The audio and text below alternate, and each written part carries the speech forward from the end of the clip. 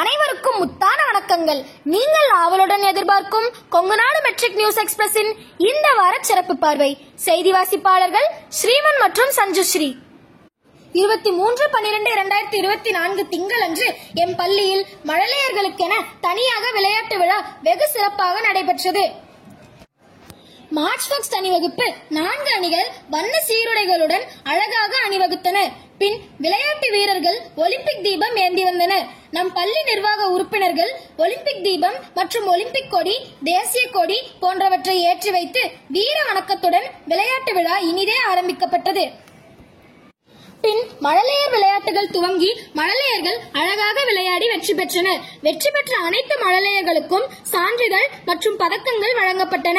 பின்னாளில் வரக்கூடிய மாவட்ட, மாநில, தேசிய வீரர்கள் இங்கிருந்துதான் வளர்கின்றனர் என்பதற்கு இவ்விளையாட்டு வீரர்களே ஆதாரம். இவ்வாறு மழலையர்களுக்கென தனித்துவமாக விளையாட்டு விழா கொண்டாடி ஊக்குவிக்கும் பள்ளி தமிழகத்திலேயே எம் கொங்குநாடு பள்ளி மட்டும்தான் என்பது பெருமையான விஷயம் என்பதில் மிக ஏதும் இல்லை. அது மட்டுமா, அத்துடன் விளையாட்டு விழாவின் அடுத்தபடியாக தாத்தா பாட்டிகளுக்கென விளையாட்டுகள் நடைபெற்றன. தங்கள் பேர குழந்தைகளுக்காக மிகவும் ஆர்வத்துடன் தாத்தா பாட்டிகள் பலர் கலந்து கொண்டனர். இதனை எம் பள்ளி மழலை செல்வங்கள் மகிழ்வோடும் ஆரவாரத்தோடும் தாத்தா பாட்டிகளை கைத்தட்டி உற்சாகப்படுத்தினர். விளையாட்டில் வெற்றி பெற்ற தாத்தா பாட்டிகளுக்கு பரிசுகள் வழங்கப்பட்டன. 24/12/2024 செவ்வாய்க்கிழமை அன்று எம் பள்ளியில் கிறிஸ்துமஸ் விழா கொண்டாடப்பட்டது. இவ்விழாவில் எம் பள்ளியின் ஆலோசகர் உயர் திரு முனைவர் ராஜேந்திரன் ஐயா, பொருளாளர் ராஜராஜன் ஐயா, செயலாளர் சிங்காரவேலு ஐயா, முதல்வர் திருமதி சாரதா அம்மா ஆகியோர் கலந்து கொண்டனர். கேஜி முதல் 9ஆம் வகுப்பு வரை உள்ள மாணவர்கள் கிறிஸ்துமஸ் தாத்தாவை வரவேற்று உற்சாகமாக ஆடி பாடி மகிழ்ந்தனர். அனைவரையும் மகிழ்விக்கும் விதமாக கிறிஸ்துமஸ் தாத்தாக்கள் சுற்றி சுற்றி வந்து மேடையில் ஆடி மகிழ்வித்தனர். அன்றைய தினம் 10ஆம் வகுப்பு மாணவ மாணவிகள் மோகனூரில் உள்ள சர்க்கரை ஆலைக்கு எம் பள்ளியின் மூலம் அழைத்துச் செல்லப்பட்டனர். அங்கு சென்று ஆலை எவ்வாறு இயங்குகிறது, கரும்பிலிருந்து சாறை எடுத்து எப்படி சர்க்கரை தயாரிக்கப்படுகிறது, அங்குள்ள இயந்திரங்களின் பயன்பாடுகள் என்ன, பணித்திறமை என்ன ஆகியவற்றை கண்டும் கேட்டும் அறிந்து வந்தனர். இது மாணவர்களுக்கு பயனுள்ள களப்பயணமாக இருந்தது.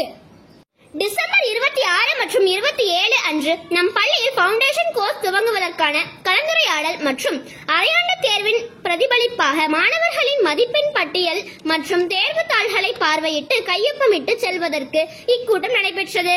இக்கூட்டத்திற்கு எம் பள்ளியின் ஆலோசகர் உயர் திரு முனைவர் ராஜேந்திரன் ஐயா மற்றும் பினக்கல் அகாடமியைச் சேர்ந்த கந்தசாமி ஐயா, பள்ளி முதல்வர் மற்றும் ஆசிரியர்கள், பெற்றோர்கள், மாணவ மாணவிகள் ஆகியோர் வருகை புரிந்தனர். இக்கூட்டத்தில் பவுண்டேஷன் கோர்ஸின் முக்கியத்துவம், படிப்பின் எளிமை, அடிப்படை கல்வியினையும் கணித முறைகளையும் எளிமையாக கற்றுக்கொள்ளும் வழிமுறைகளை கற்றுக் கொடுப்பது இந்த கோர்ஸ் என எடுத்துக் கூறினர். ஜனவரி 3ஆம் தேதி வெள்ளிக்கிழமை அன்று நமது பள்ளிக்கு தொழில் வழிகாட்டுதலில் சிறந்து விளங்கும் தெலுங்கானாவில் உள்ள NIT கல்லூரியில் முன்னாள் மாணவராக R. அஸ்வின் BE MTech அவர்கள் மாணவர்களின் எதிர்காலத்திற்கு வழிகாட்டுதலுக்காக வருகை புரிந்திருந்தார். இந்நிகழ்ச்சியில் எம் கொங்குநாடு கல்வி நிறுவனங்களின் நிர்வாக உறுப்பினர்கள் அனைவரும் கலந்து கொண்டனர் மற்றும் கொங்குநாடு கல்வி நிறுவனங்களின் அனைத்து முதல்வர்கள், மாணவ மாணவிகள், இருபால் ஆசிரியர்கள், பெற்றோர்கள் அனைவரும் கலந்து கொண்டனர். முதலில் தமிழ்தாய் வாழ்த்தில் தொடங்கி மெட்ரிக் பள்ளி முதல்வர் திருமதி சாரதா அம்மா அவர்கள் வரவேற்புரை வழங்க உயர் திரு R. அஸ்வின் ஐயா அவர்கள் தமது உரையை தொடங்கினார். இவ்வுரையானது மாணவர்களுக்கு ஆலோசனை வழங்கவோ அறிவுரை கூறவோ அமைக்கப்பட்டது அல்ல. மாணவர்கள் தகுதியான மேல்நிலை படிப்புகள், தொழில் வாய்ப்புகள் அமைத்தல், முதன்மை கல்லூரிகள், பல்வேறு வகையான தொழில் சார்ந்த படிப்புகள், அதை படிக்கும் வழிமுறைகள், மாணவர்களின் தரத்தை மேம்படுத்துதல், படிப்பின் முக்கியத்துவம் ஆகியவற்றை அருமையாகவும் தெள்ளத் தெளிவாகவும் விளக்க உரையாற்றினார்.